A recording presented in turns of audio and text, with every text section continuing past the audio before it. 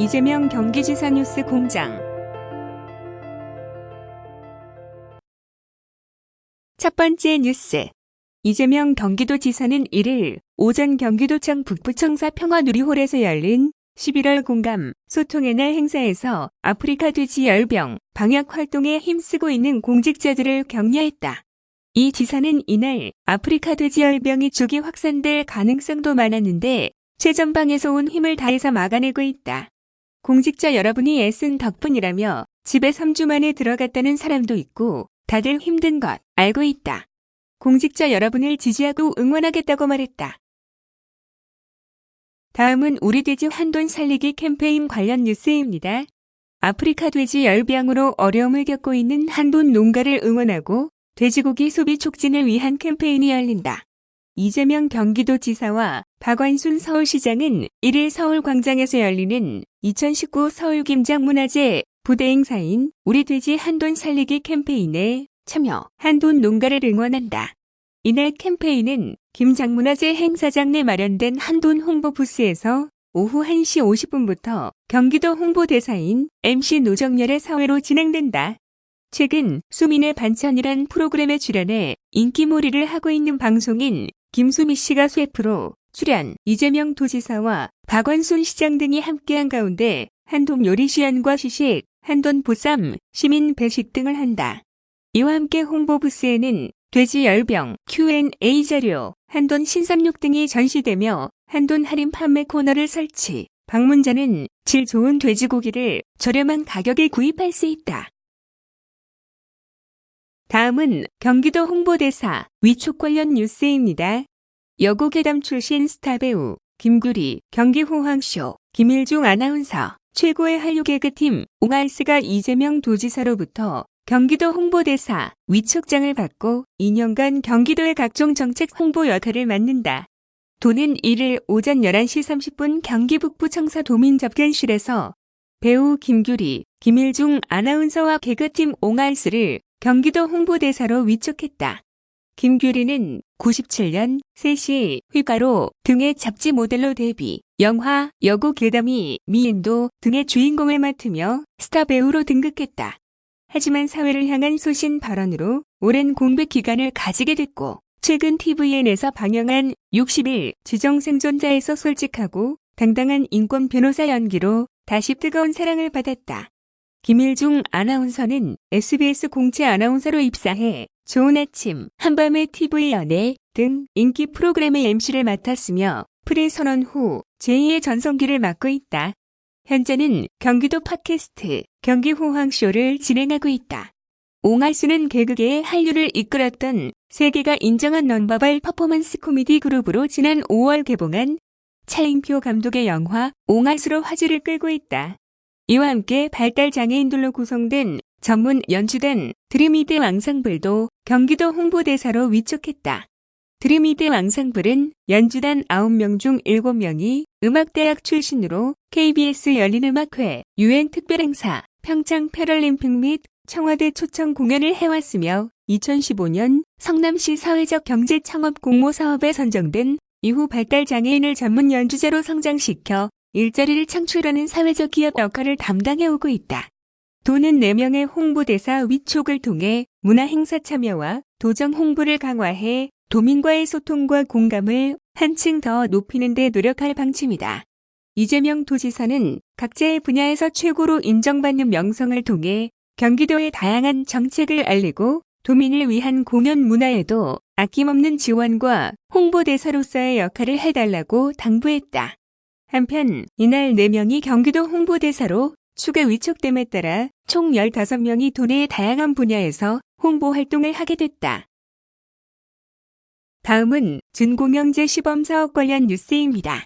경기도는 노선 입찰제 기반의 경기도형 준공영제 시범사업의 운송사업자 선정을 위해 경기도시 공사 및 14개 시군 홈페이지를 통해 입찰 공고했다.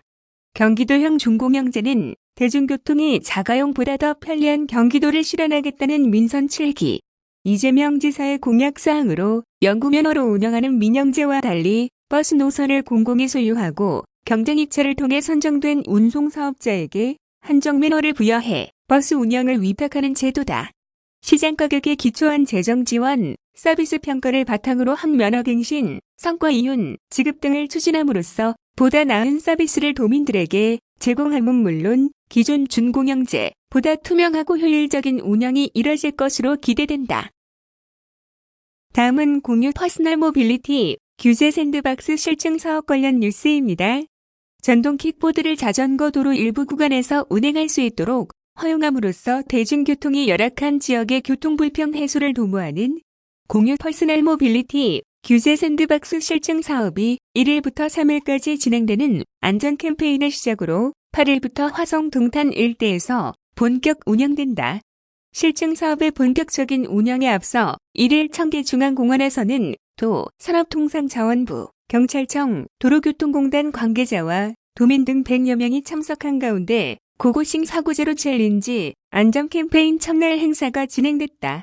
이날 참석자들은 이날 행사를 주관한 주 메스아시아로부터 안전 헬멧 의무 착용, 실증 구간 내에서만 이용 가능, 2인 이상 탑승 행위 금지, 음주운전 금지 등 안전한 전동 킥보드 이용을 위한 수칙을 교육받은 뒤 공유 전동 킥보드를 타고 청계중앙공원 일대를 시원하게 내달리는 등 시승 체험의 시간을 가졌다.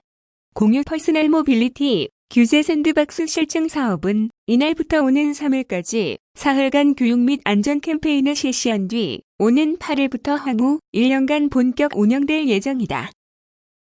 다음은 경기도 주식회사 관련 뉴스입니다.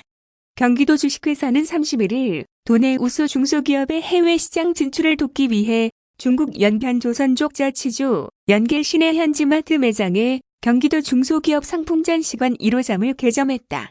연길시 완다광장에서 진행된 이번 개점 행사에는 경기도 주식회사 이석훈 대표, 중국 연변주 남성근 부비서장 및 주금성 부주장, 연변주 상무국 정승우 국장 및 김은국 부국장, 연길시 상무위원 김창렬 위원, 연길시 상무국 김용 국장, 한통회 국제무역유한공사 박철남 대표이사 및 신기택 총경리, 연길만달 상업물류관리위원회사 엄화 총경리 등 내외빈 30여 명이 참석했다.